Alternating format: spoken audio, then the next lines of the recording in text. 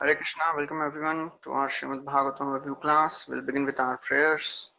Om Jnanatimirandhasya Jnananjana Shalakaya Chakshurunmilitam Yena Tasmai Shri Gurave Namaha.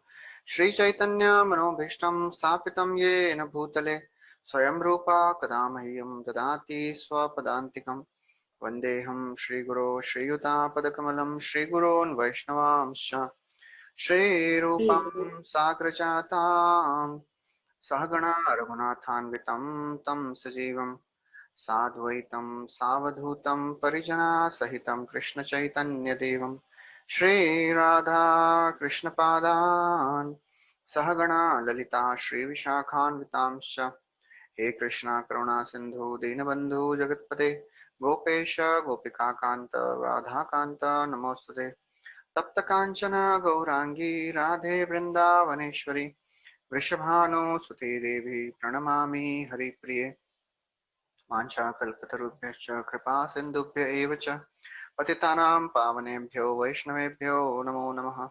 नमो विष्णुपादाय कृष्णपृष्ठाय भूतले श्रीमते भक्तिवेदान्त स्वामी निति नामिने नमस्ते सरस्वती देवे गौरवाणी प्रचारिणे निर्विशेष शून्यवादी पाश्चात्य देशतारिणे जय श्री कृष्ण चैतन्य प्रभु नित्यानंद श्री अद्वैत गदाधार श्रीवासदि गौर भक्तवृंद हरे Krishna Krishna Krishna Hare Hare Hare Ram Ram Ram Hare Hare Hare Krishna. So welcome everyone. So today we'll be having a overview of the 5 cantos of Srimad Bhagavatam.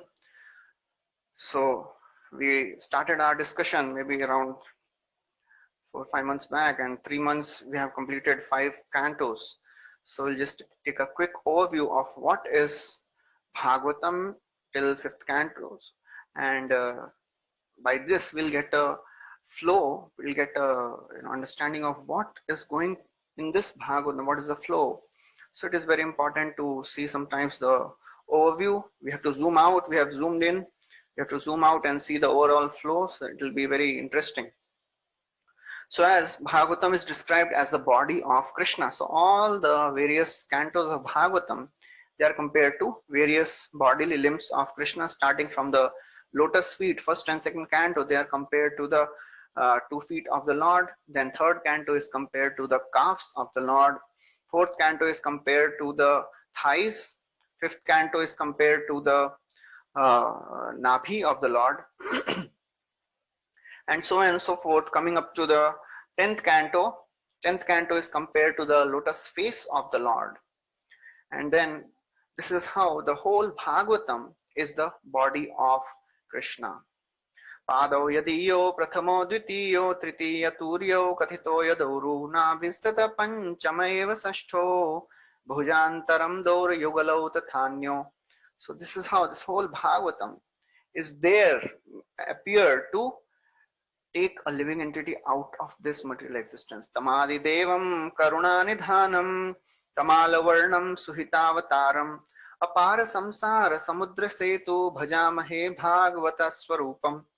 So this whole Bhagavatam is embodiment of Krishna, and it has appeared to take a living entity out of this ocean of material existence. So therefore this Bhagavatam is the essence of all the topics. This is the Hari Kathamev Kathasu Saram.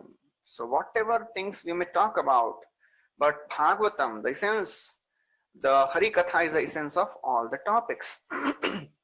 So the first canto, it is the prelude or setting the scene for the whole Bhagavatam, and it begins with the definition of the absolute truth.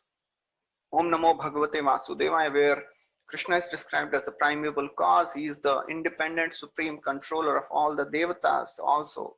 Muhyanti yat surayaha, he bewilders all of them. And then Bhagavatam, it describes that this is the supreme literature which is only relished to the fullest by non-envious devotees.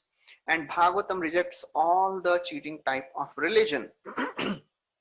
And then Vyasdev invites all the readers to taste this sweetness of Bhagavatam, because this is the Galitam Phalam. Shukmukad Amrit dravya samyutam. Just like when a parrot tastes a fruit, it becomes all the more sweeter. So when this Bhagavatam is tasted by Shukadeva Goswami, it became all the more sweet. I don't know why the volume is low. So this Bhagavatam begins with the first chapter. Shaunakadi Rishis. There is a scene where in the Naimisharanya, the sages they have assembled to do a 1,000-year-old yajna. But after doing yajna for a long time, for the benefit of people, only thing which happened is their faces became black. So they invited Sut Goswami. Please describe and help us to find out the actual purpose, how we can benefit the people to the fullest. And they ask 6 questions.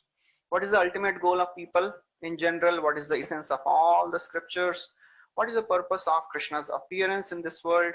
Please describe the various Leela-avataras and Purusha-avataras, and where did the religion take shelter after Krishna left this world? So in response to this, Suta Goswami, he first begins by offering obeisances to Shukadeva Goswami, his spiritual master. And this is a famous verse where he's comparing Shukadeva Goswami with a lamp. And then the famous verse comes, Narayanam Namaskrityam Naram Chaiva Narottamam. So this is the Mangalacharan he recites, and then he glorifies the sages. What a question you have asked. Muneha Sadhu Prishtoham. Wonderful question you have asked, because this is for the welfare of people in general. We may go till 8:30, so be prepared for it. So then in response to these questions, the answers are given by Suta Goswami. And then he glorifies bhakti as the essence of all the scriptures, and it is the ultimate goal of all the people. And he glorifies the beautiful process of devotional service by reciting verses, Savaya Pumsam Paro Dharmo Yato Bhaktir Adhokshaje, like that. And then he describes how dharma should be performed for ultimately developing relationship with the Supreme. Dharmasya hi apavargasya. And then he describes that Supreme Lord, he appeared in this world for the welfare of people in general, and for the living entity, so that they can be reclaimed back to the spiritual world. And then he describes that there are various Purusha-avataras, and the purpose of these Purusha-avataras is they are involved in the creation of this world. And then he describes the Leela-avataras of the Lord. And the Leela-avataras, they are unlimited. And there he describes the Paribhasa Sutra of whole Bhagavatam. That is the 27th verse of the 3rd chapter. And this verse says, Ete cha amshakalah pumsa Krishnastu Bhagavan Swayam Indrari Vyakulam Lokam Ridayanti Yuge Yuge. So this is how he describes the Leela Avataras, then Purusha Avataras. And then in the end he says, where did the religion take shelter? He glorifies Bhagavatam. Krishna Sudhamo Pagate Dharma Jnana Adibhisaha Kalau Nashtadrishamesha Purana Arka Adhunoditaha. There he described how Bhagavatam is the sun which has risen. When Krishna disappeared along with Dharma and Jnana to give light to the people in general, Bhagavatam has appeared. And then Suta Goswami glorifies Bhagavatam to the fullest extent. Hearing the Bhagavatam Hearing the Bhagavatam glories, the sages, they ask Suta Goswami again, please describe the history of Bhagavatam. And please describe about the Parikshit Maharaj, because Parikshit Maharaj, it is said that he was saved in the womb of his mother, and he was, he renounced this world when he was very, very young. How is it that he renounced? And please describe about Parikshit Maharaj, because Parikshit Maharaj, when he was just born, he was a liberated soul. Tasya putro mahayogi samdrin nirvikalpakaha ekant matir unnidro gudho mudha iveyate. He was a liberated soul,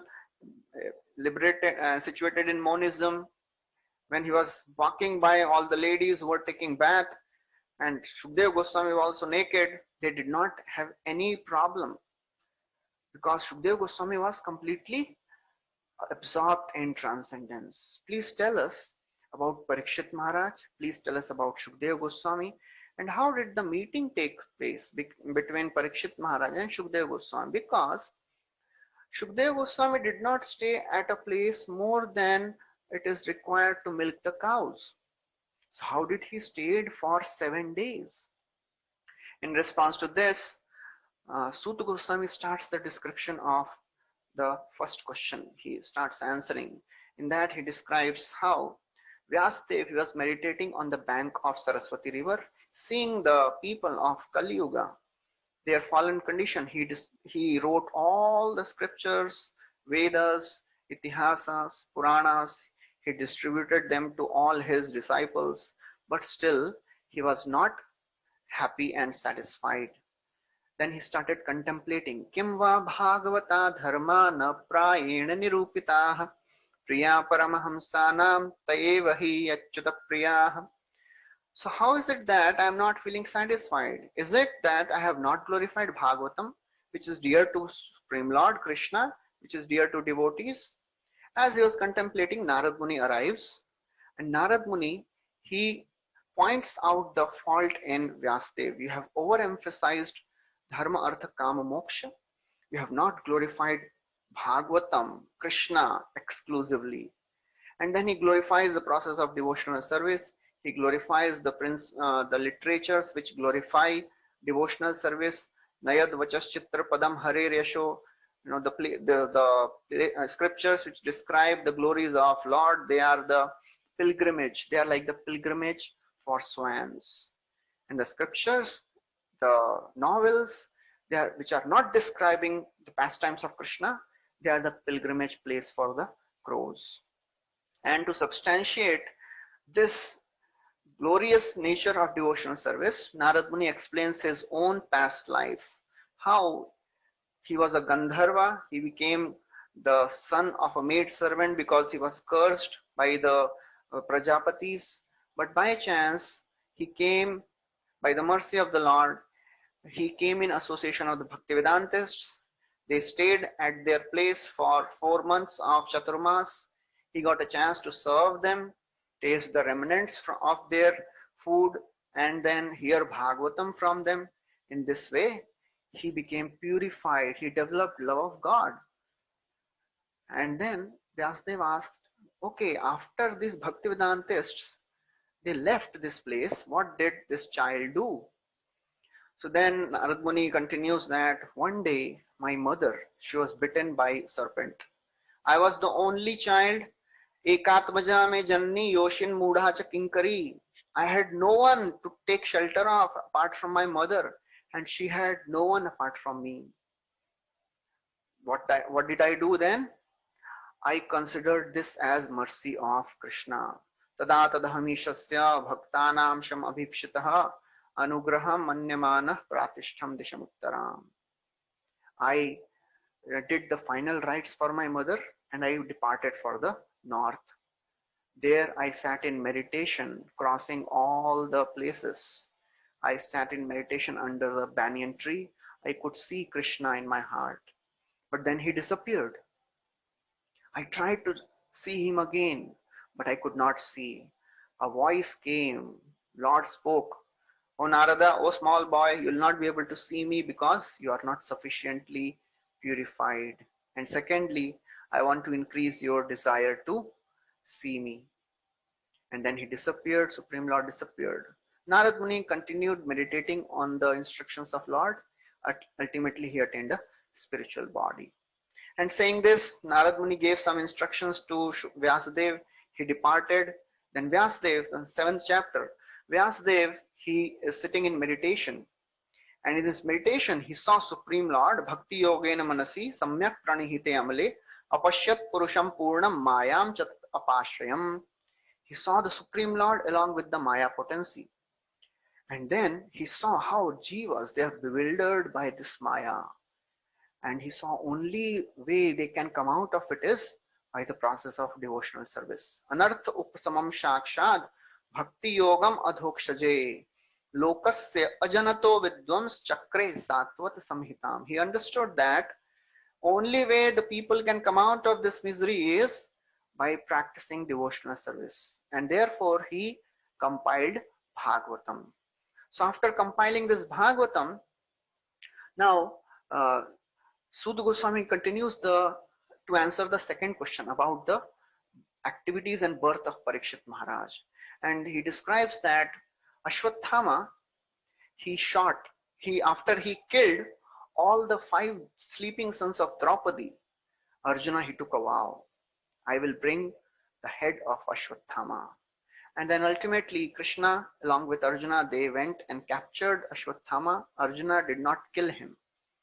He brought Ashwatthama, but Draupadi, she felt compassionate because he was the only son of his mother, and he was a Dvij and so many reasons she gives. And then ultimately he is relieved. Arjuna just cut off some of his hairs and removed his jewel which was there on his head. And then as Krishna, as he left, and after all this, thing, Krishna was about to leave. Again, Uttara came running. Pahi Pahi Mahayogin Deva Deva Jagatpate. Oh Krishna, please protect me. There's a very fierce arrow is coming to kill my child. Let it kill me, but my child should not be killed. Krishna immediately expanded and entered the womb of Uttara and protected the child. The small child in the womb, he was wondering, who is this personality who is Paribhramantam Ulkabham, who is revolving and protecting me? And then Krishna, after all this, he was again leaving. Kunti Maharani comes. Kunti Maharani starts offering beautiful prayers. And the 8th chapter describes the beautiful prayers of Kunti Maharani. And then as Kunti Maharani glorifies, Yudhishthir Maharaj comes. Yudhishthir Maharaj tells, please stay for some more time. Krishna stays. And Yudhishthir Maharaj was so very unhappy because he felt himself responsible for the killing of all the warriors. To pacify Yudhishthir Maharaj, Krishna took Yudhishthir and all the Pandavas to Bhishma. And Bhishma gave wonderful instructions to all the Pandavas headed by Yudhishthir Maharaj. And then ultimately in front of Krishna, he left his body in a beautiful way. After this, Krishna left Hastinapur, and the feelings of separation of the residents of Hastinapur are described.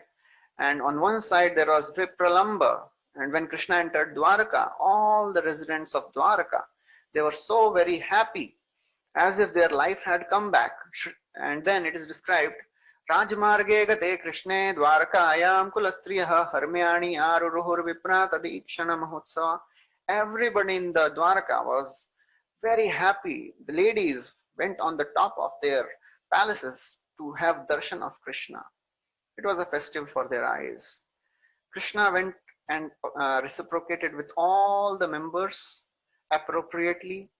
And the wives of Krishna, they wanted to attract his attention, but they were not able to do so because Krishna is not controlled by the feminine beauty. He is controlled by the devotion. So then that is the end of the 11th chapter. After all this, the sages of Naimisharanya, they remind Shukdev, Sutta Goswami, wait, there was some detour in the Katha. Sometimes it happens, Katha karte karte beech mein thoda, something else starts. So they remind Sutta Goswami, you are telling about the birth of Parikshit Maharaj, please tell about that.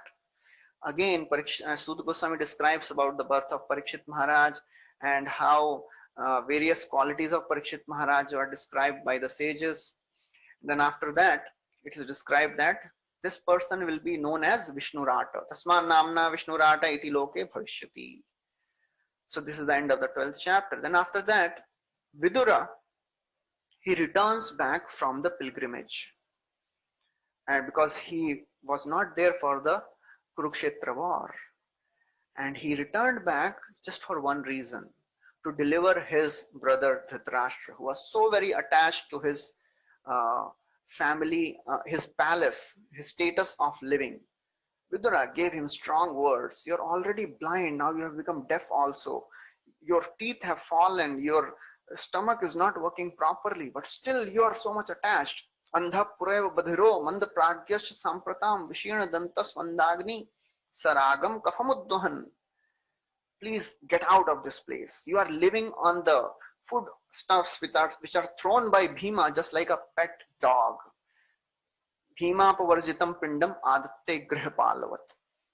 Dhritarashtra, he realized that actually he is living a very abominable life. He leaves along with Gandhari, and then he makes his, actually he performs Ashtanga Yoga and he attains Brahman liberation. After this, Arjuna, he went to Dwarka to meet Krishna, and he did not return for many months. Yudhishthir Maharaj, he started seeing lots of, ill omens. And in this 14th chapter, the whole chapter, Yudhishthir Maharaj asks so many questions why he is seeing all these omens. And in the meanwhile, Arjuna returns. He asks Arjuna further questions. Why are you so morose? Why you are looking so very sick? He asks 15-20 more questions. He did not want to face the single question that Krishna had departed. In the 15th chapter, Arjuna finally describes, Vanchitoham Maharaja Harina Bandhurupina Yename Aparidam Tejo Deva Vismapanam Hat. I have become bereft of that great personality, Krishna. And he laments. He remembers all his beautiful dealings with Krishna.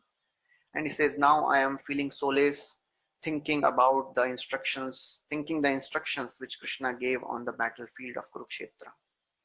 After this, all the Pandavas, they depart. They put Parikshit Maharaj on the throne. Parikshit Maharaj, when he was ruling, once he was ruling and roaming in the country, he found a cow. She was being tortured by a Shudra. He was dressed as a king. Immediately, Parikshit Maharaj was about to kill him. This Shudra, he surrendered, and he was actually Kali Purusha. He pleaded, please, I am surrendered to you. Please give me some place to stay. Parikshit Maharaj gave him 4 places. Dyutam Panam Striya Sunam, the place where there is intoxication, meat eating, gambling, and illicit sex. Kali Purusha said that these 4 places are not there in your kingdom. Please give me one more place. He gave him the place where excess accumulation of gold is there. And then he departed from that place. And as he is roaming one day, he becomes very thirsty. He enters this ashram of Shamik Rishi. The sage was in complete meditation. And when this Parikshit Maharaj asked sage, please give me some water, he was so absorbed in meditation, he did not realize. Parikshit Maharaj, he became angry. He put a dead snake around the neck of the sage. He left. Son of Shamik Rishi, he came to know this, Shringi. He became so very angry and upset. He chastised and criticized all the Kshatriya race. And he cursed Parikshit Maharaj that 7th day from now on, Takshaka will come and will bite Parikshit. Parikshit Maharaj, when this news came to him, he did not have any desire to retaliate the curse. He accepted the curse with gratefulness. And he left all his kingdom. He went on the bank of Ganga, and as the news of the renunciation of the king of the whole planet, Bhumandal, reached, all the sages from all over the universe, they came.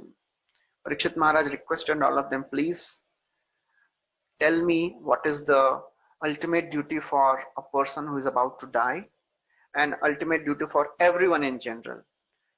As the sages were thinking how to answer this question, Shukdev Goswami arrived. Parikshit Maharaj offered his obeisances, made him sit on a throne, and he asked the same questions. He offered his beautiful prayers. Punascha bhuyad bhagavati anante rati prasanga chadadashrayeshu mahatsuyamya mupayami srishtim maitrasu sarvatra namo dujebhyah. He said, if I have to take birth again, please give me this one benediction. I should get association of the devotees. I should, you know, I should get a chance to serve the devotees, show mercy to the innocent people. And then he asked Shukdev Goswami, what is the ultimate goal for everybody in this world? And what is the duty of a person who is about to die? And then he asked what one should think, remember, and chant, what one should not do, not hear, not remember, and not chant. That is the end of this first canto. Hearing the questions of Parikshit Maharaj, Shukdev Goswami became very, very happy. Varyaneshu te prashna krito lokahitam nripa. What a wonderful question you have asked. And he begins by answering the question of what one should not chant, hear, and remember. He says, people of this world, they are interested in talking about so many things. Shrotavyadini Rajendra, Rinam Santi Sahasrasaha. People have hundreds and thousands of topics to talk about. One should not engage his time in such a way. People, they spend their day in earning money and night in sleeping or enjoying sex life. That's not the purpose of life. What one should do? One should hear about the names of Krishna. Tasmad Bharat Sarvatma Bhagavan Ishwaro Hari Shrotavyah Kirtitavyascha Smartavyascha Ichhata Abhayam. If you want fearlessness in life, O Parikshit Maharaj, hear about Krishna, chant the names of Krishna, remember Krishna. So that is the ultimate instruction. Seeing in the audience, there were some people who are not so much interested in Bhakti Yoga. Shukdev Goswami describes the process of Ashtanga Yoga. He describes there are two types of yogis, one who are attached, other who are detached. Attached yogi, their process of liberation is called Krama Mukti. They meditate on the Virata Rupa. And the detached yogis, they meditate on Paramatma. So Parikshit, Shukdev Goswami describes this whole Virata Rupa. This is the first description of Virata Rupa in the Bhagavatam. And then he describes the Dharanashraya of a detached yogi, that is Paramatma, and how he attains liberation. After saying all this, ultimately he says, you know, what is the best thing?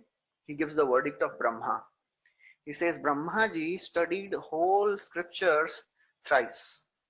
And he comes to the conclusion that Bhakti Yoga is the best. Nahi yato anya shiva pantha vishatas samsrita viha vasudeve bhagavati bhakti yogo yato bhavet.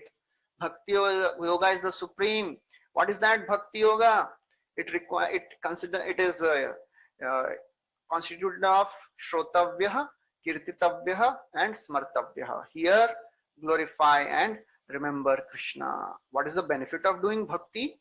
Two benefits. Pibanti ye bhagavata atmana katham kathamritam shravana puteshu samhritam punanti te vishaya vidushitashayam brajanti tacharana saroruhantikam. One becomes purified of the polluted aim of life and attains the highest destination of the lotus feet of Lord. And then he describes people who worship devatas, they are less intelligent.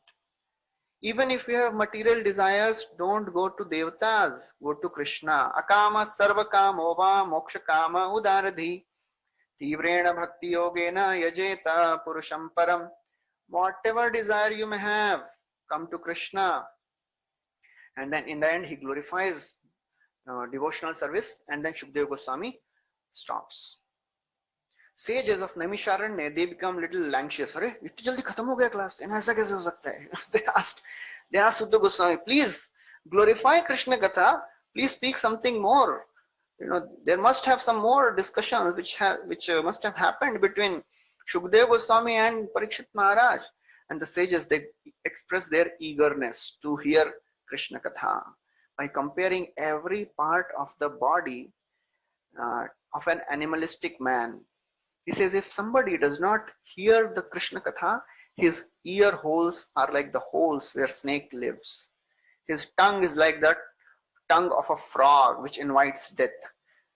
Bilabatoro kramavikramanye nashanvati karna putena rasya jihva asati dardurikeva suta nachopagayat gatha. So in this way, every limb of this body, if it is not used in service of Krishna, it is of no use. After hearing all this, Sud Goswami continues that Parikshit Maharaj, he focused his mind on Krishna after he heard all this from Shukdev Goswami, and he gave up all the attachments. Atma, Jaya, Suta, Agar, Pashu, Dravid, Bandhu. All these attachments he gave up. He became completely pacified. He asked, O Shukdev Goswami, you have done a great benefit to me.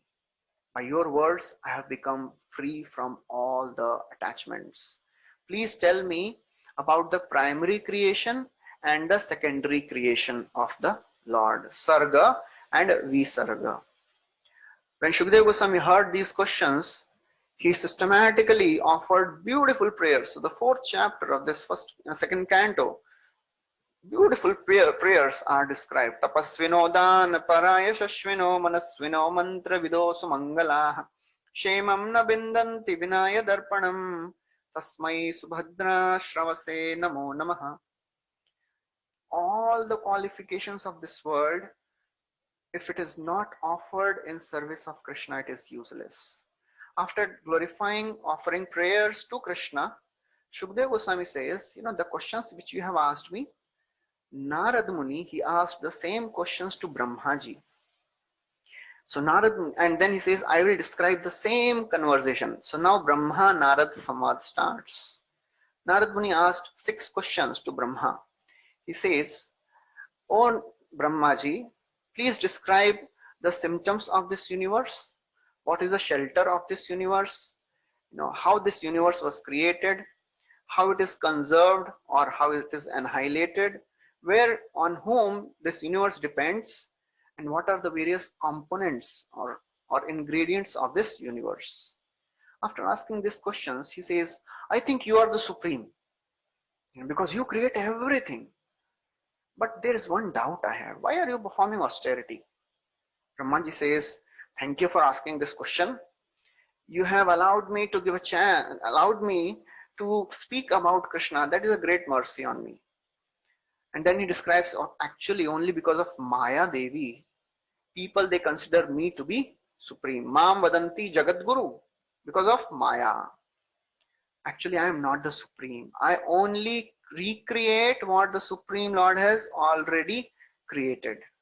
And then he describes the various what are the characteristics of this universe. Dravya, Kala, Karmascha, Kalascha, Swabhavo, Jiva, Evacha, Vasudevat, Paro, Brahman, Nachanyo, Artho, Asti, Tattvataha. In this world, in this universe, creation, Vasudev is the primary characteristic. Supreme Lord gives all the ingredients. Dravya, Kala, Karma, Swabhav and Jiva. Everything comes from Vasudev. He is the actual shelter. He is the basis.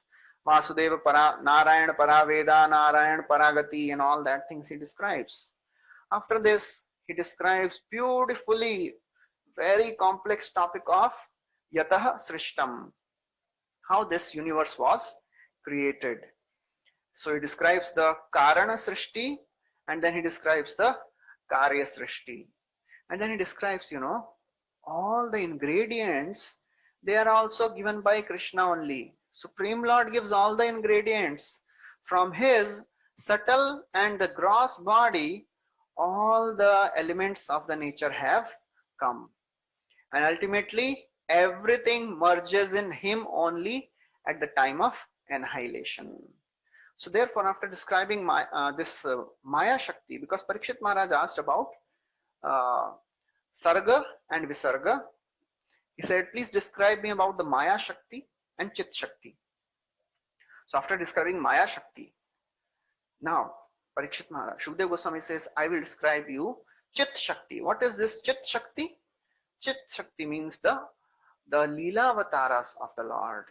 And then in the 7th chapter, he describes the various types of Gunavataras, Leela Avataras, Manvantara Avatara, Avesha Avatara, Vibhutis, everything he describes. And then after that, he describes that actually nobody can count the greatness of the Lord. Lord is unlimited. Even Shesha cannot reach the end of the glories of the Lord. Who can know the Lord? Only the surrendered souls. Yesham sa esh bhagavan dayayedanantah sarvatmana shrite pado yadi nirvyalikam te dustaramati taranti jadeva mayam naisham mamahmiti dhi swashrigala bhakshe. Only a person who is surrendered to Krishna can know Krishna. Therefore, O Parikshit, a devotee who is a Mahajan knows.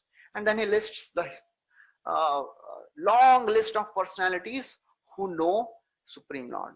And then ultimately he says that actually one should know the Maya Shakti also, because by knowing the Maya Shakti, one can come out of this Maya Shakti. And then after this, Shukdev Goswami stops.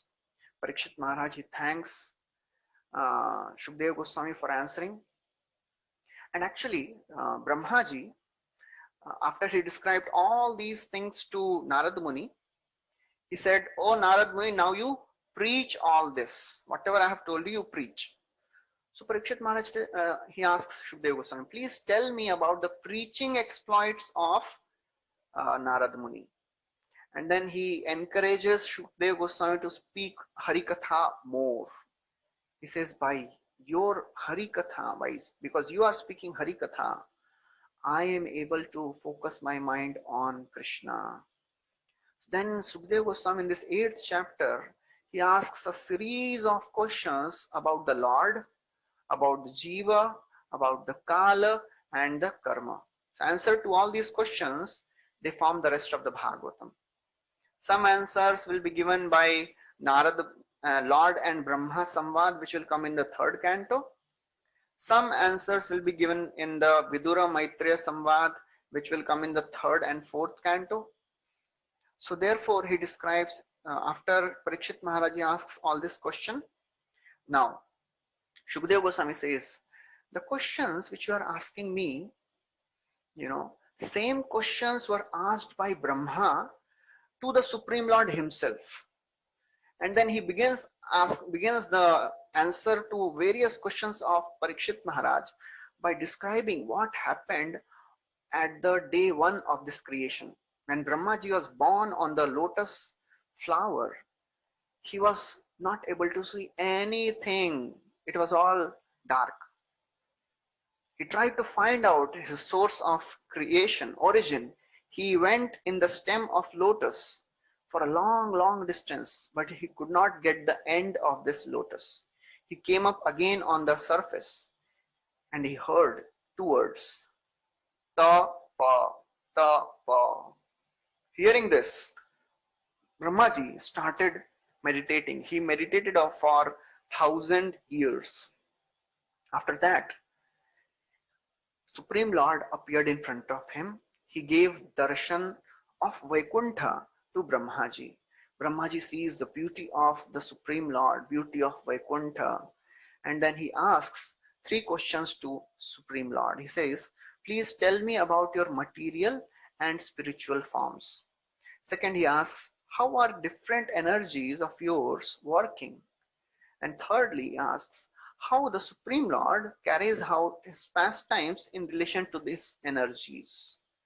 In response to these questions, Supreme Lord explains again this Srishti Leela. The second time Virata Rupa is described, and then Krishna describes, Supreme Lord describes this Chatu Shloki Bhagavatam, the famous Bhagavatam Chatu Shloki, which comes in the 9th chapter of the 2nd canto. And then he describes, Shukdev Goswami says that there are 10 topics in any scripture. Atra sarga sargascha sthanam poshanam utayah manvantaresha anukatha nirodho muktirashrayah dashamasya vishuddhartham navanamiha lakshanam varnayanti mahatmanam shrutena arthena cha anjasa. Sarga means primary creation, Visarga means secondary creation, Sthan means the geography of this universe, Poshana, how Lord protects his devotees, Utayaha means auspicious and inauspicious inclinations, which will be described in the 7th canto. Poshan will be described in the 6th canto, which will be discussing further. Manvantara, various Manvantaras, Manvantara avatars, they will be described in the 8th canto. Ishanu Katha means the topics related to the devotees of the Lord. They are described in the 9th canto. Nirodha means the annihilation, which will be described in the 12th canto. Mukti is described in 11th canto. And Ashraya, the shelter, is described in the 10th canto. And then Shukadeva Goswami says that what is Sarga? Sarga begins at the beginning of Brahmaji's life. Visarga is the beginning of Brahmaji's day. So after describing this, Shukadeva Goswami says, now I will describe what happens in the Padma Kalpa. Padma Kalpa means day one of Brahma. So as Shukadeva Goswami is about to continue, Shaunakadi Rishis, they ask a question. So they say, Suta Goswami, you told us about Vidura, he came back from pilgrimage, he met Maitreya there. We have two questions. Why did Vidura leave his family and go to pilgrimage? And at pilgrimage, what was the conversation which happened between Vidura and Maitreya? So these are the two questions which the sages ask. And that's the end of the 2nd canto. So this is the question which they ask. Please describe the conversation which happened between Vidura and Maitreya. In response to the question, now Suta Goswami starts describing. Now 3rd canto is compared to the thighs of the Lord. So then after this, the sages of Naimisharanya, they ask the converse. So Suta Goswami, when he starts answering, he says, actually, Parikshit Maharaj also asked the same question to Shukadeva Goswami. I will tell you the same thing which Shukadeva Goswami told Parikshit Maharaj. So Parikshit Maharaj also asked the same thing, that please tell me about Vidura and the Maitreya Samvad. Why did Vidura leave his home and went to the place of pilgrimage? The conversation which had happened between Vidura and Maitreya must be very, very beneficial, because Vidura was a great soul. Nahi alparthodayastasya vidurasya malatmanah tasmin variyasi prashnaha sadhu vadopabramhitah. The conversation must be meaningful, purposeful, and approved by the sages. So please tell me about that conversation. So now Shukadeva Goswami starts that Duryodhana, he insulted Vidura, because Vidur, he was always instructing Dhritarashtra that please throw out your son Duryodhana. Because of him, your whole family will be destroyed. Duryodhana, he became very angry, insulted Vidura, and he told that I am leaving you just with your breath. Saitamatyulman karna banair bhratu pura marma sutadi topi swayam dhanurdvar nidhaya mana gata betoyad urumanayanaha. Vidura left his bow at the door. He felt very hurt, but he thought maybe this is the will of the Lord. He left for the pilgrimage. At the pilgrimage, he went to Yamuna. In Yamuna, he met Uddhava. Uddhava was already in separation from Krishna. And when he meets Uddhava, Vidura asks for the welfare of Krishna first and all the Yadus. Because if Krishna is fine, then everybody must be fine. Uddhava, when he hears this, he goes into ecstasy. The tears started coming from his eyes. Shukadeva Goswami describes who was Uddhava. When he was a 5-year-old boy, he would play with the dolls of Krishna. When his mother would call him for breakfast, he would not go. So Uddhava was very much attached to Krishna. He went into ecstasy when he heard about Krishna. Somehow he came out of the ecstasy and he started speaking to Vidura. He described all the pastimes of Krishna, starting from the birth, all the pastimes of Vrindavan, all the pastimes of Mathura, and all the pastimes of Hastinapur and Dwarka. Then after that he said, actually, Yadus, they took liquor, which is made up of rice. They fought among themselves and died. Krishna, he also left. But he said, Krishna, before leaving, when he was in Dwarka, he called me and he told me all the knowledge which is called Uddhava Gita, which we'll be discussing in the 11th canto. And then after that, he told me, you go to Badrika Ashram. And then he left for Prabhasa. I could not leave Krishna. I followed him. After this whole massacre of Yadus, Krishna was sitting under the banyan tree, a peepal tree. And I approached Krishna. When I was talking to Krishna, Maitreya Muni also came.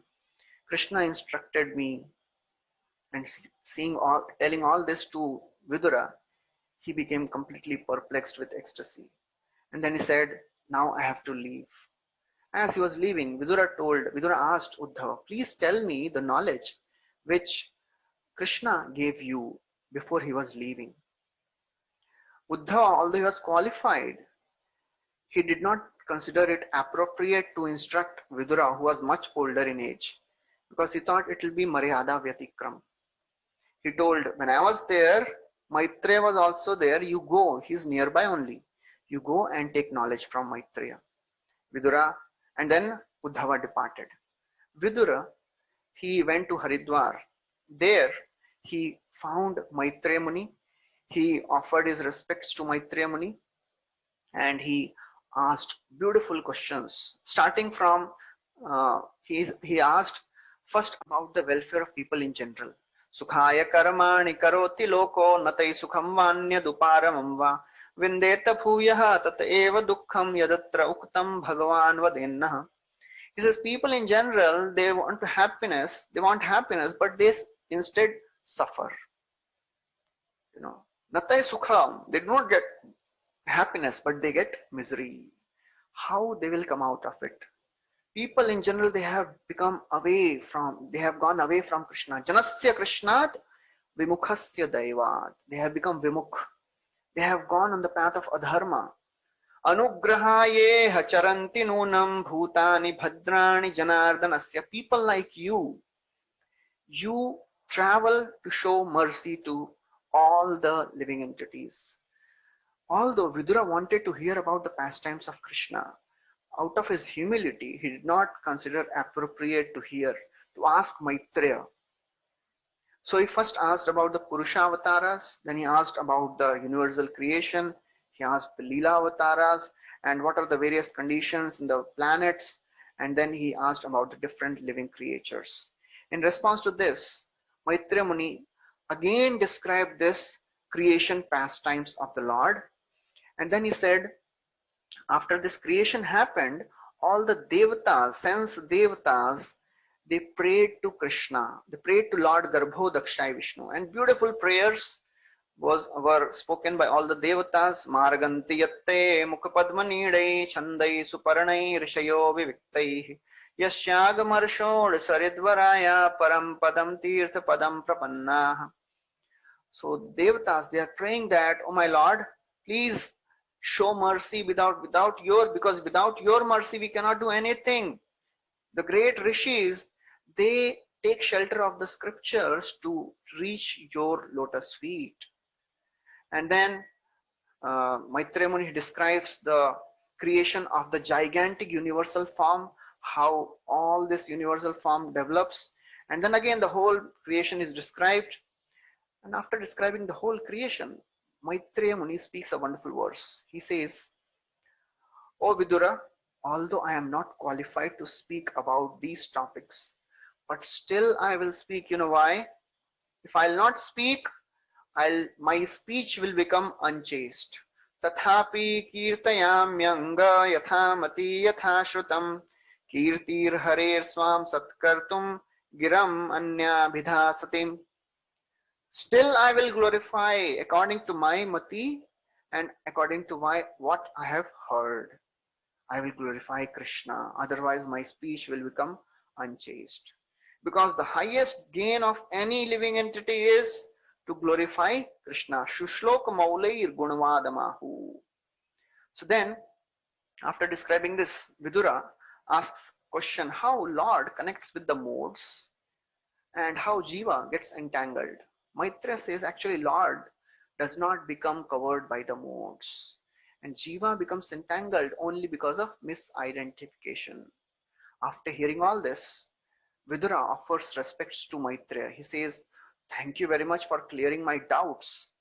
All the knowledge which you have given me will become realization by service." Knowledge becomes realization by service. Yat sevaya bhagavataha kutasthasya madhudvishah pratiraso bhavet tivra padayor vyasanardanaha. And then in the 7th chapter, Vidura asks series of questions similar to the questions asked by Parikshit Maharaj to Shukdev Goswami. And then in response to these questions, Maitreya Muni, he describes the creation of the universe. He describes the prayers which Supreme Lord, which Brahmaji offers to the Supreme Lord when he appeared in front of him. And then by the blessings of the Supreme Lord, Brahmaji created this whole universe. 10 types of creation he describes. Sarga, 6 types of Sarga. He created Mahatattva, Ahankar, Tanmatras, the elements, the senses, the Devatas, and this he says about the ignorance. And then he describes 3 types of secondary creation and the mixed creation. After this, Maitreya Muni describes the calculation of time from atom, and we had seen in great detail how the various things are described.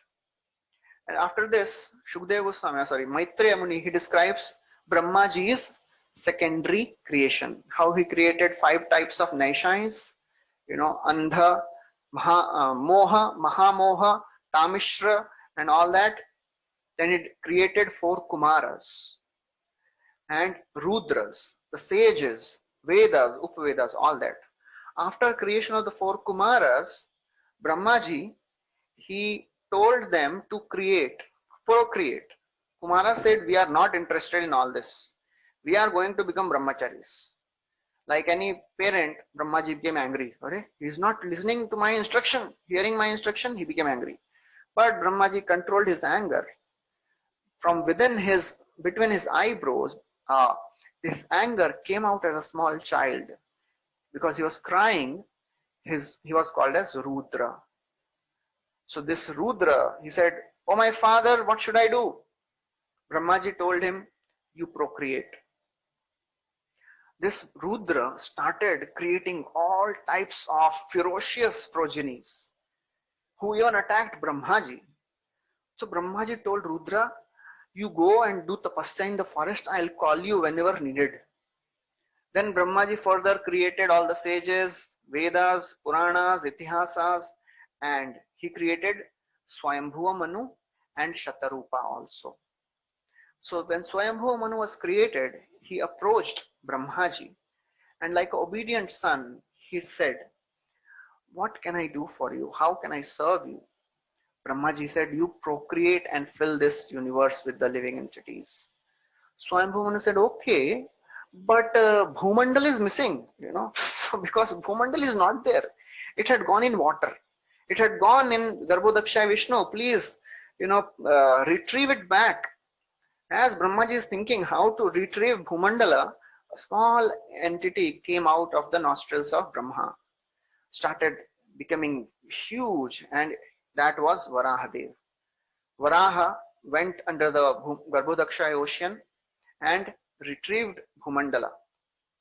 So actually in this chapter, Maitreya Muni describes 2 incarnations of Varahadev. One is the Shweta Varaha, who appeared in Swayambhuva Manvantara, who lifted Mother Earth, Bhumandala, out of water. Other Varahadev appeared in Chakshusha Manvantara, and he is called Nila Varaha. He also retrieved Mother Earth, and he killed Hiranyaksha also. So then, after hearing all this, Vidura, he inquired that, "Okay, but you have told about this Varahadev, who killed Hiranyaksha. What was the cause of fight between all this? Why Varahadev fought with Hiranyaksha. What was the reason? So in response to this question, Maitreya Muni started the description. He says, you have asked wonderful question. Actually the question which you have asked, the same question Devatas asked Brahmaji.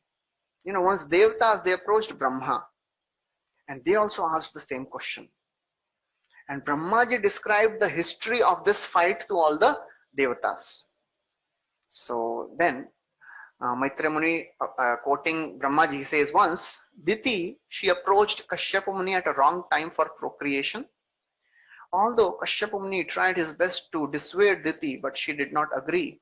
Ultimately, they procreated at a wrong time, in the evening time. After procreation, this Kashyapa Muni told that because we have procreated at a wrong time, the children will be born, they will be demoniac, they will terrorize the whole universe. Diti became very upset hearing all this. She pleaded with Kashyapa Muni, please give me some benediction. He said, okay, your grandson will become a great devotee. So then in due course of time, Diti, she held this womb for 100 years because she was afraid. She was a compassionate lady. She did not want her child to torment all the living entities. But ultimately, the two children came out, Hiranyaksha and Hiranyakashipu, in due course of time, and when they took birth, this entire planet became covered with darkness. All the devatas, they became worried. They approached Brahmaji and they asked, what is the reason for all this darkness? Then Brahmaji described the history of what is happening. What is the history of this darkness? Brahmaji says, one time my sons, 4 Kumaras, they went to Vaikuntha. They wanted to take darshan of Supreme Lord Vishnu. And before that, he describes the beauty of a kingdom of God, how everybody is non-envious. He describes that every person in the Vaikuntha is like Lord Vishnu. Yatra cha adya puman aste. The Supreme Lord resides there. Everybody has a form like Vishnu. The residents there, they have beautiful airplanes where in those airplanes they are moving with their wives, but they are not disturbed by lust. There is no lust in the spiritual world. The birds, the plants, everybody in the spiritual world is happily serving Krishna, Lord Vishnu. When these 4 Kumaras, they approached to take darshan of Lord Vishnu, they passed through the 6 gates without being stopped. At the 7th gate, they were stopped by Jai and Vijay. They said, you are small children. You are not supposed to enter Vaikuntha. 4 Kumaras became very angry. They cursed Jai and Vijay. Jai and Vijay, they became very, upset because they had offended the Brahmanas. Hearing all this commotion, Lord Vishnu comes out. Seeing the beautiful darshan of Lord Vishnu, there is a transformation which happens in the hearts of 4 Kumaras. Tasyara vinda nayanasya padara vinda kinjal kamishra tulasi makaranda vayu antargata swavivareణ chakara tesham sankshobham akshara jusham api chitta tanvoh. When the fragrance of tulasi, which was offered on the lotus feet of the Lord, entered the nostrils of Kumaras. These Kumaras, they were fixed in Brahman. They were Brahmavadis. When they smelled this aroma, they completely became agitated with devotional ecstasies. Lord said, please forgive me. I am responsible for all that. But please don't be angry because, these servants of mine, they are my part and parcel. I am ready to lop off my own arms if somebody does wrong to Brahmanas. So therefore, I am ready to take the punishment. And then he said, whatever is done, it was already ordained. So please give them some blessings. So four Kumaras also were feeling very guilty because they had, cursed great devotees of the Lord. So they said, okay, in 3 lifetimes they'll come back to the spiritual world. And then after that, it is described that these children, Hiranyaksha and Hiranyakashipu, they grew up very fast. And Hiranyaksha, one time, he challenged Varunadev for fighting. Varunadev said, I am a weak old person. You are so proud you want to fight? Supreme Lord has appeared as Varahadev. You go and fight with him. He's there in Garbhodak's ocean. So Hiranyaksha, he goes and he, challenges Varahadev. He criticizes Varahadev in all the abusive words. And there is a huge intense fight which starts. Ultimately, Varahadev, by just a tap under his ear, kills Hiranyaksha. And then Maitreya describes the further creation by Brahmaji, where he creates all the yakshas, danavas, demigods, gandharvas, apsaras, bhuta, pishacha, siddha, charana, everything. After describing all this, now Vidura, he asks, please tell me about the dynasty of Swayambhuva Manu, and please tell me about the 3 daughters and the 2 sons of Swayambhuva Manu, and please tell me about Devahuti. Devahuti, she married Kardam Muni. Please tell me about them in detail. So in response to this, Maitreya Muni starts the story how Kardam Muni, he was doing tapasya and he got darshan of Lord. He prayed to the Lord, please give me a suitable wife so that I can do the service of procreation. Lord Vishnu says, 7th day from today, Swayambhuva Manu will come along with his daughter, Devahuti. She is perfect wife for you. And in due course, after 7 days, Swayambhuva Manu comes along with Shatarupa, offers Devahuti to Kardamuni and leaves. Devahuti, she serves Kardamuni with such a loyalty, and such beautiful devotion. Vishrambhena Atma Shauchena Gauravena Damenacha. Vishrambhena Atma Shauchena Gauravena Damenacha. Shushrushaya Sauridena Vacha Madhuraya Chabho. With all devotion, all humility, all intimacy, she was serving Kardamuni. To such an extent, she became very thin and lean. She did not take care of her body. Many years passed by. Kardamuni, he realized after many years that Devahuti is serving me so very nicely. He became very happy. And he told, what do you want? Devahuti tells that, every woman desires children. Please give me child. Kardamuni, he sees that Devahuti had become very thin and lean. So Kardamuni, he told Devahuti that you go and take bath in Bindu Sarovar. She becomes very beautiful after taking bath. And then Kardamuni created a huge aerial mansion. In that mansion, they traveled for all over the Bhumandala for 100 years. They enjoyed. And then they came back, and then Kardamuni gave 9 daughters to Devahuti. And then he said, I am leaving. Devahuti said, but you have not given me son. How will I become fearless? If you leave without giving me son, how will I live? Then Kardamuni does tapasya and pleases Supreme Lord, and then Kapiladev is born. As Kapiladev is born, Kardamuni renounces the family and goes to the forest, perfects his life. Devahuti, after the departure of Kardamuni, she approaches Kapiladev and she asks series of questions. She says, I am bewildered by Maya. Please give me instructions. Please describe me about the supreme bhakti yoga. Please tell me how the living entity can come out of this material existence. In response to this, Kapiladev describes how a living entity becomes entrapped in this material nature and how he becomes covered by ignorance. And then he describes the whole material creation. The description of Virat Roop comes fourth time here, and then actually fifth time here.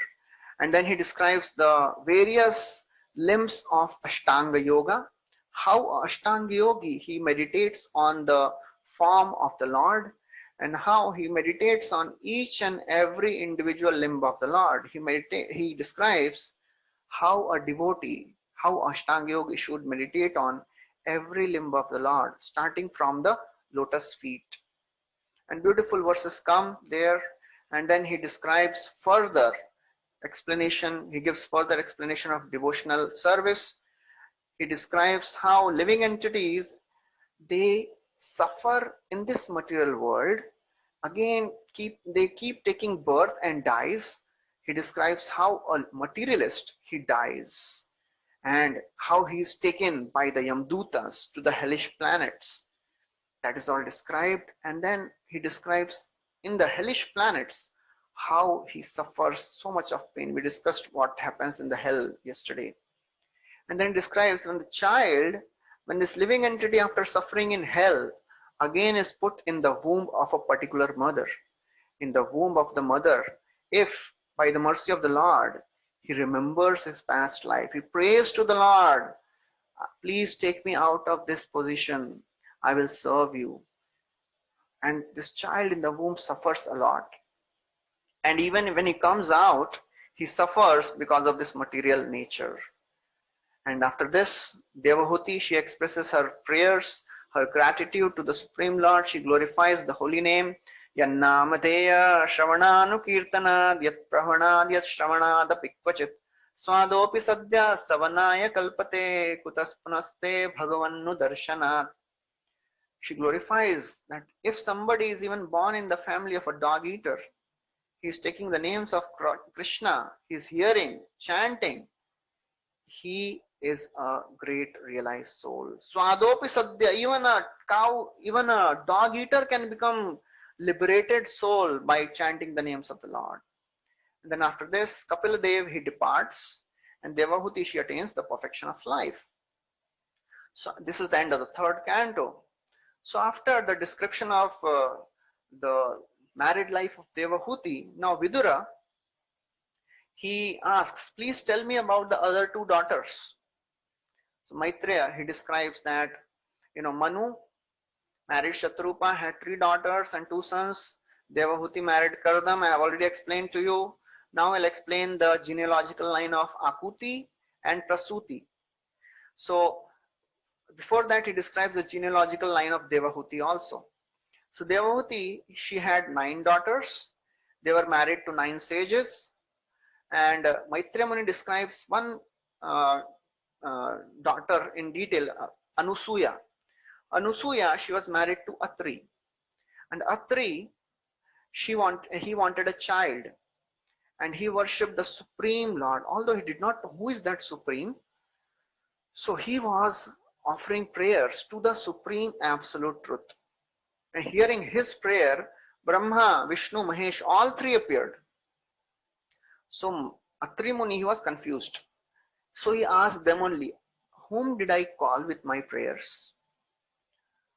Who all of you, out of all of you, who is the Supreme? So all Brahma, Vishnu, Mahesh, everybody says that we all are same, because we all are Guna avatars. So then they say that actually you have desired a child, all of us will give you a child similar to us. So then Atri and Anusuya, they get 3 children, 1 from each. From Shiva, they get Durvasa Muni. From Vishnu, they get Dattatreya. And from Brahma, they get Soma.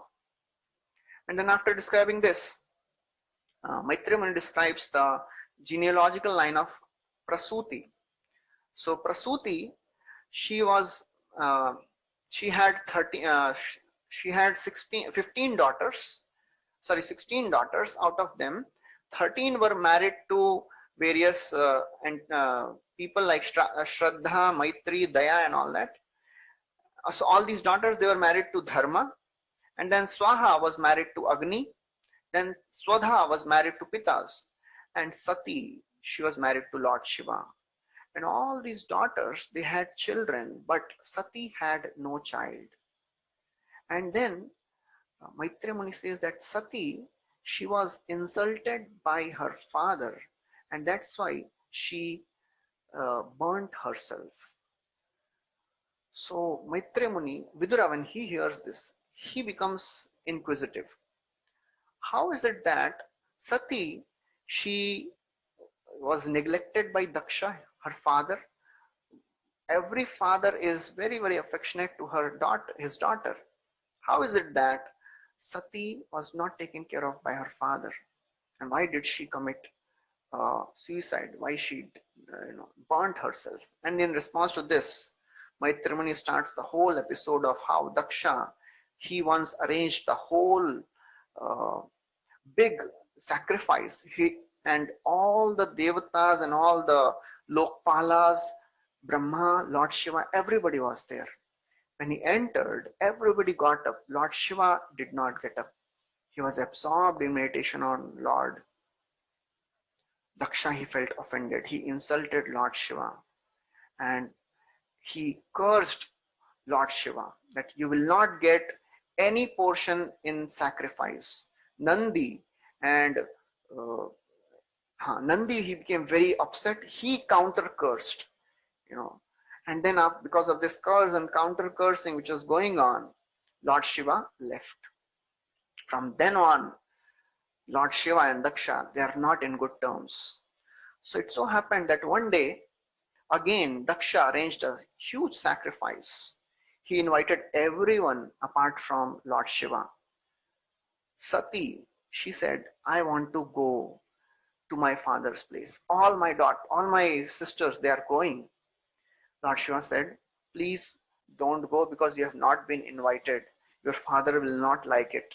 But Sati had a big discussion with Lord Shiva and ultimately she left in a mood of anger. When she reached at the Daksha Yajna, she was not invited, nobody welcomed her. And seeing that there is no oblation which is kept for Lord Shiva, she became very angry. She chastised Daksha and she said, because I have taken birth from your body, better to die. And she burnt herself. And when this news came to Lord Shiva, he became very angry. He created Veerbhadra, he went and destroyed the whole sacrifice. He cut off the head of Daksha. And then Daksha and Lord Shiva, he was very, very angry. Brahma, he went and satisfied Lord Shiva. And Lord Shiva, he became pacified and he went and he showed mercy to all the people who were injured. He gave a goat head to Daksha. And then after that, Sati, she was reborn as Parvati and she married again to Lord Shiva. So then after this, Maitreya Muni describes some more lineages of Brahmaji. He describes how irreligion is born and then Dambha and then greed, and all this lineage of Adharma is described by Maitreya Muni. After describing all this Akuti and Prasuti, he describes about the first son of Swayambhuva Manu, that is Uttanapad. So the whole story of Dhruv Maharaj starts. So how Uttanapad, when he was sitting with Uttama on his lap, Dhruv Maharaj approaches to sit on his lap. Suruchi, she chastises Dhruva. He becomes very, very upset. He goes to his mother Suniti. She says, oh child, don't bear ill feelings for someone who has offended you. You want something in life? Go to Lord Vishnu. Tameva vatsa shrayabhritya vatsalah mumukshubhimrigya padabja paddhatim ananya bhave nij dharma bhavite manas avasthapya bhajasva purusham. She says, Lord Vishnu has the heart of millions of mothers.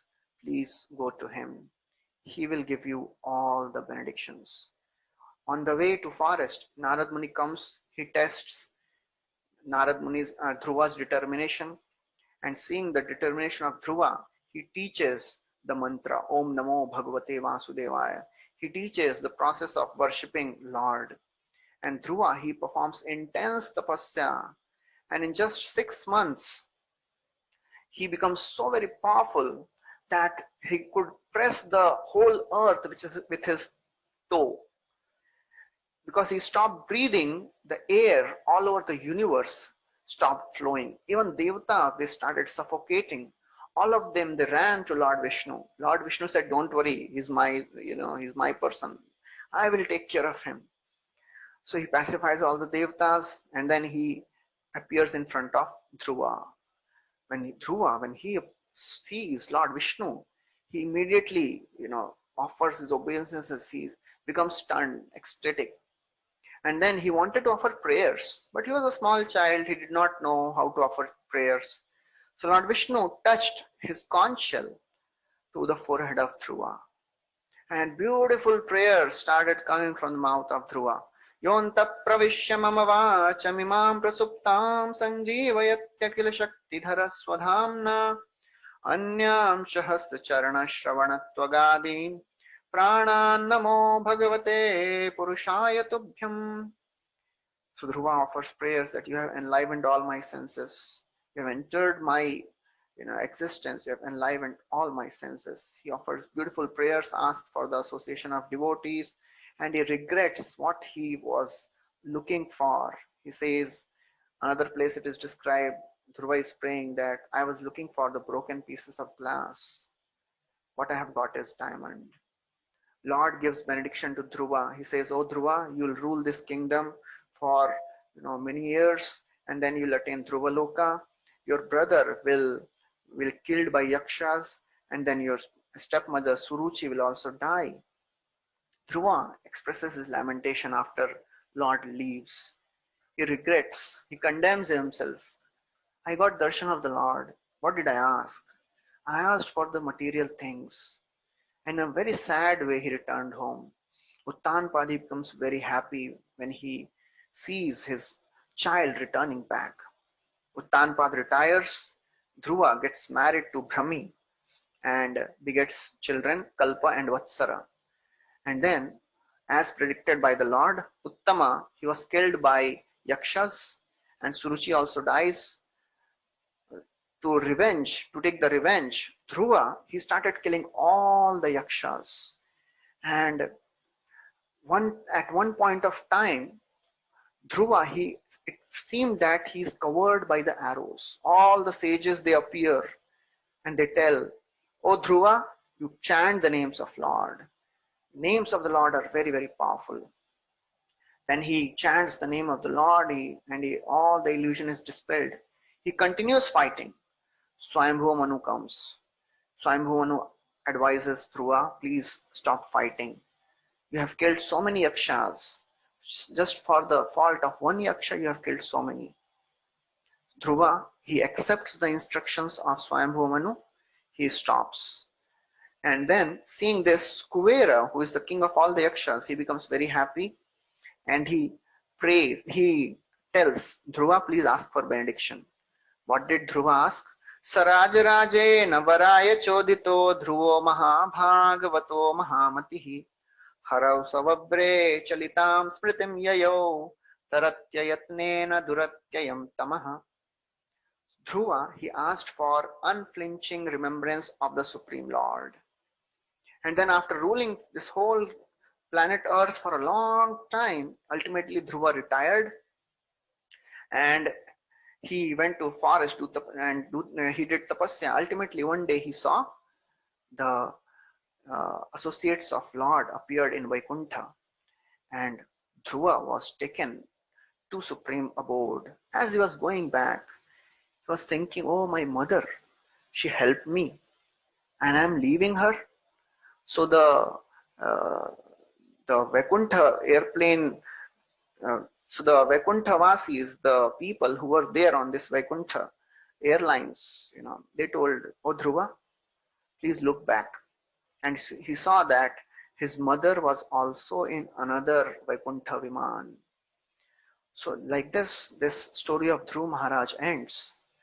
Now, Narad Muni, actually Maitreya Muni, he says that Narad Muni once glorified Dhruva at the sacrifice of Prachetas. So now Vidura asks, who are these Prachetas? In response to this question, Maitreya Muni starts describing the descendants of Pracheta and Dhruva, because Prachetas were one of the descendants of Dhruva. So he describes that Dhruva, his son was Vatsara, and ultimately in his dynasty, Anga Maharaj appeared. He married Sunita, and who was the daughter of death personified.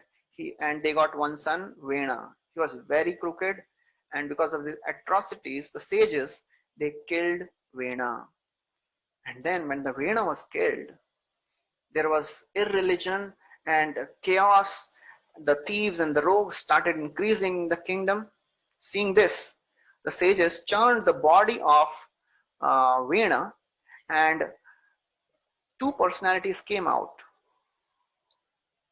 And they were Prithu and Archi.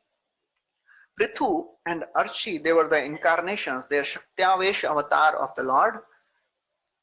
Prithu was the Shaktiavesh avatar of administrative potency of the Lord, and Archi was the Lakshmi.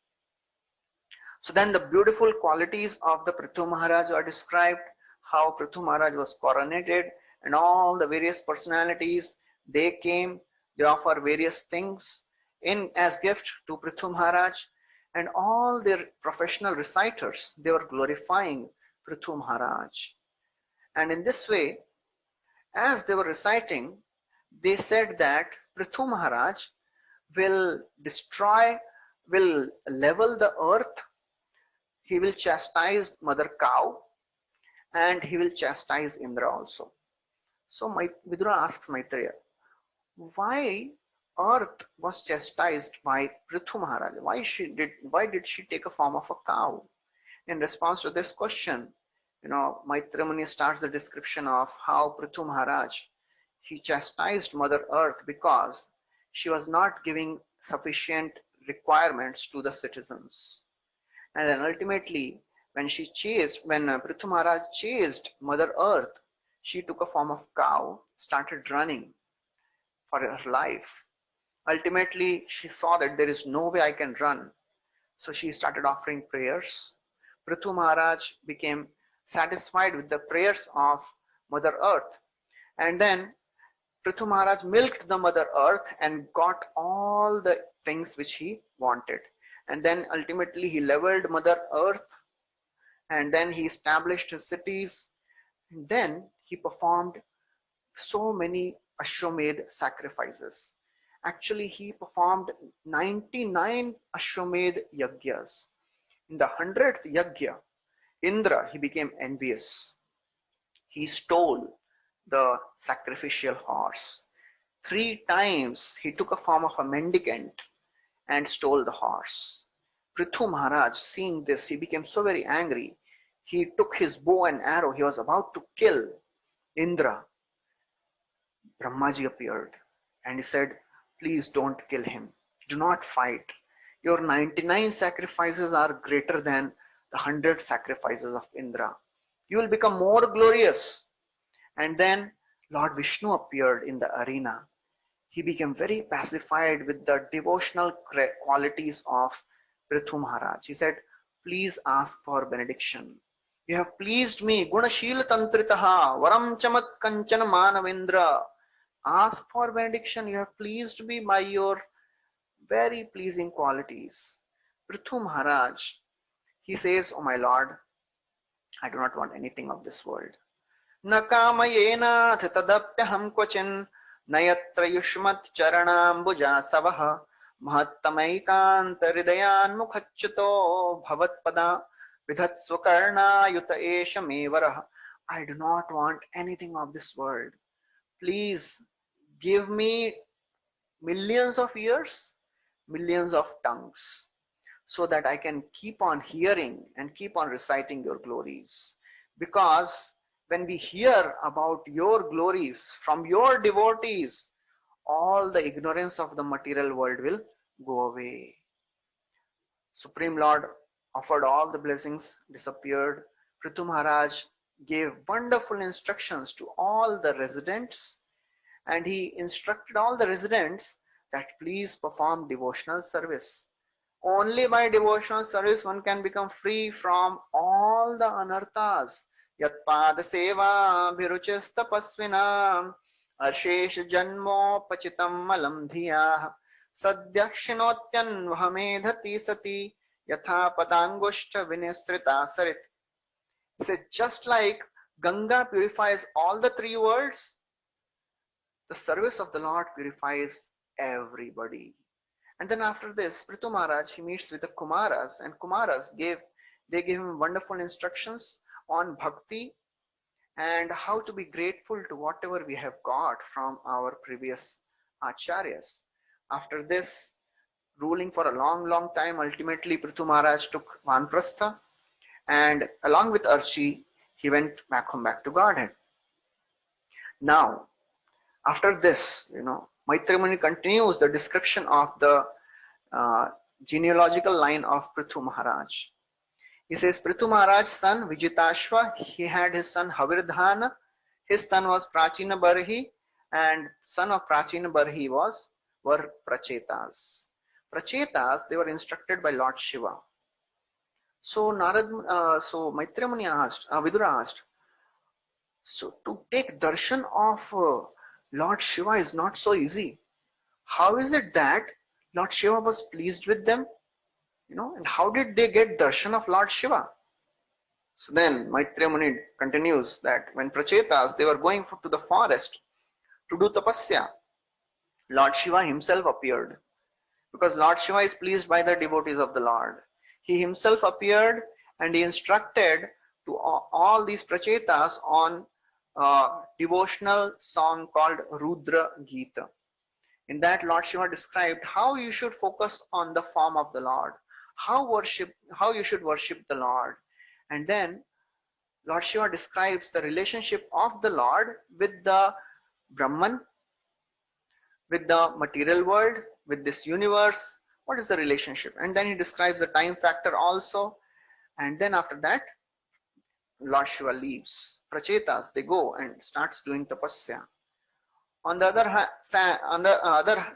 hand, Narad Muni, he returns to the father of these Prachetas, Prachina Barhi.